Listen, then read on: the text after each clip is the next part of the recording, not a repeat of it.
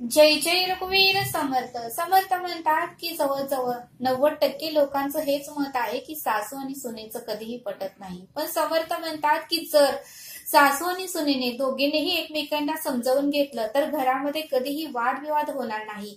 आणि म्हणून समर्थ म्हणतात की जसं सासू आपल्या मुलगी जसे माहेरी आल्यावर तसं सासू त्या मुलीशी वागते, तसं समर्थ म्हणतात की त्या सासूने सुनेशीही आपल्या मुलीप्रमाणे वागलं पाहिजे असं समर्थ आपल्याला ते सांगतात। आणि म्हणून समर्थ म्हणतात की सुनेनेही ज्यावेळेस आपली आई तिच्या घरी येते त्यावेळेस ती सुनबाई आपल्या आईची खूप सेवा करते, तिच्याशी उत्तमाचं वागते, तिला जे काय आवडते ते करून घालते, तसं सुनेनेही आपल्या सासूशी वागलं पाहिजे असं समर्थ आपल्याला ते सांगतात।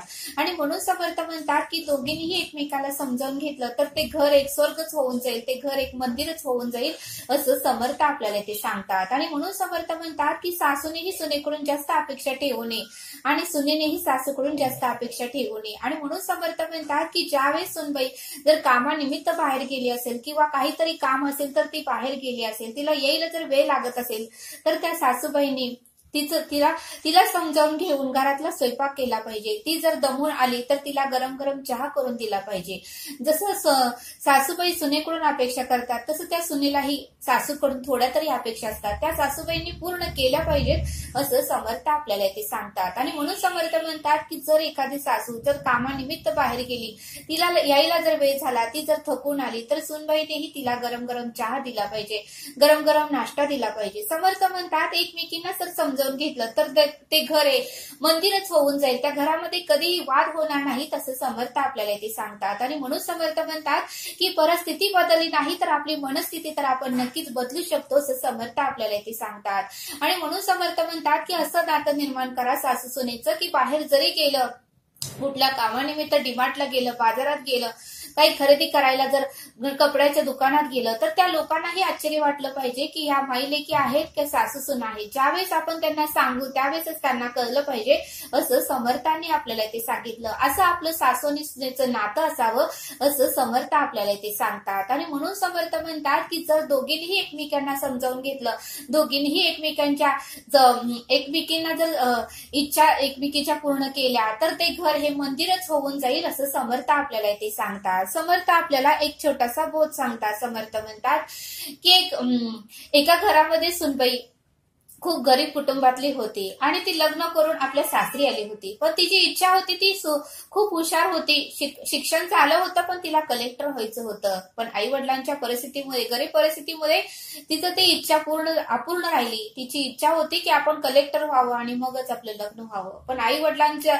जबाबदारी होती, आई वडिलांना वाटत होतं की आपल्या मुलीचं लग्न लवकर व्हावं आणि मग आई वडिलांमुळे तिनेही लग्नाला होकार दिला आणि लग्न करून ती सासरी आली। पण नेहमी ती उदास राहायची, नाराज राहायची, सर्व कामे पूर्ण करायची पण नेहमी कुठेतरी चिंता करत राहायची। एक वेळ सासूला वाटलं की आपली सूनबाई काहीतरी विचारात असते, तिला काही नेमकं काय टेन्शन आहे हे तर आपण विचारूया। त्यावेळेस सासूने त्या सुनेला अगदी मायेने विचारलं, तिच्या डोक्यावर हात फिरवला आणि म्हणाली, अगं बाई तुला काय टेन्शन आहे, अगं बाळा तुला काय टेन्शन आहे ते तर सांग आणि मी तुझी आई आहे असं समज आणि मला तुला जे काही तुझ्या मनात आहे ते सांग। त्यावेळेस ती सुनबाईलाही खूप आनंद झाला आणि तिनेही सांगितलं की माझं शिक्षण ग्रॅज्युएशन पर्यंत झालं आहे, मी हुशार होते, माझ्या वर्गामध्ये पहिला नंबर येत होता, माझी इच्छा होती की आमचं माहेरी आई वडिलांची परिस्थिती खूप गरीब होती, त्यांनी खूप कष्टाने हे सर्व उभा केलं होतं, त्यांची इच्छा पूर्ण व्हावी, त्यांची सर्व इच्छा पूर्ण करावी असं माझी इच्छा होती आणि त्यामुळे मला कलेक्टर व्हायचं होतं आणि कलेक्टर झाल्यावरच मी माझं लग्न करणार होतं।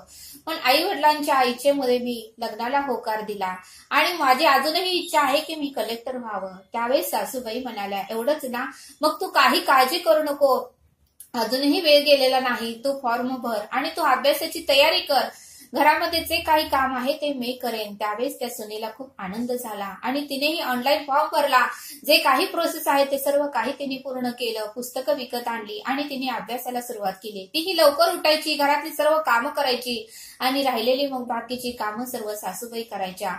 असं करत करत बराच काळ गेल्यानंतर ती कलेक्टरची परीक्षाही पास झाली। पण ज्यावेळेस ती रिझल्ट बघायला कॉलेजमध्ये गेली त्यावेळेस मात्र तिचा रिझल्ट हा उत्तमाचा लागला होता आणि तिला टक्केही भरपूर पडले होते आणि तिचा प्लस कास्ट मध्ये ती फाशी झाली होती। त्यावेळेस मात्र सुरुवातीला ती कोणालाही भेटली नाही। सुरुवातीला तिने आपलं सासर गाठलं, घर गाठलं आणि तिने पहिल्यांदा सासूलाच मिठी मारली आणि डोळ्यातून अश्रू काढले आणि त्यांचे पाय पकडले आणि त्यांना म्हणाली, अहो आई, अहो सासूबाई, तुमच्यामुळेच मी आज या कलेक्टरच्या परीक्षेत पास झाली। तुम्ही जर मला मदत केली नसती, तुम्ही जर मला समजावून घेतलं नसतं, तुम्ही जर माझ्या भावना समजावून घेतलं नसतं, तुम्ही जर माझं मन समजावून घेतलं नसतं, तर मी आज या इथे असले नसते। खरंच सर्व काही याचं श्रेय तुम्हालाच जातंय, कारण तुम्हीच उत्तमाचं मला समजावून घेतलं, मार्ग दाखवला, तुम्ही माझं मन, माझं भावना सर्व काही समजावून घेतलं आणि त्यामुळेच मी आज कलेक्टरची परीक्षा पास झाले। बघा म्हणले समर्थ, म्हणजे या बोधातून आपल्याला हे शिकायला मिळतं की त्या सासूने सुनेला समजावून घेतलं, त्यामुळे ती सुनबाई कलेक्टरच्या परीक्षेत पास झाली। असं जर प्रत्येक सासूने सुनबाईला समजावून घेतलं आणि प्रत्येक सुनबाईने सासूला समजावून घेतलं तर घर हे मंदिरच होईल, घरामध्ये कधीही वाद होणार नाही, असं समर्थ आपल्याला ते सांगतात। आणि म्हणून समर्थ म्हणतात की परिस्थिती बदलली नाही तर आपली मनस्थिती तर आपण नक्कीच बदलावी, असं समर्थ आपल्याला ते सांगतात। मग ज्यावेळेस त्या सुनेचा सत्कार होणार होता त्यावेळेस तिला बोलवण्यात आलं। मग सत्काराच्या वेळेस तिने आपल्या सासूलाही बरोबर नेलं होतं। त्यावेळेस तिला म्हणाले की तिथले सर लोक की तुम्ही तुमचे काहीतरी 4 शब्द बोला। त्यावेळेस ती व्यासपीठावर गेली आणि तिने सुरुवातीला आपल्या सासूबाईचंच नाव घेतलं आणि ती म्हणली, हा सत्कार माझ्यासाठी नाही, हा सत्कार माझ्या सासूबाईंचा आहे, हे सर्व मान सन्मान माझ्या सासूबाईंचाच आहे, कारण त्यांच्यामुळेच मी आज या पदावर आलेले आहे। त्यांनी मला समजावून घेतलं, माझ्या भावना समजावून घेतल्या, माझं मन समजावून घेतलं, माझी इच्छा समजावून घेतल्या आणि त्यांच्यामुळेच मी आज या पदावर आहे।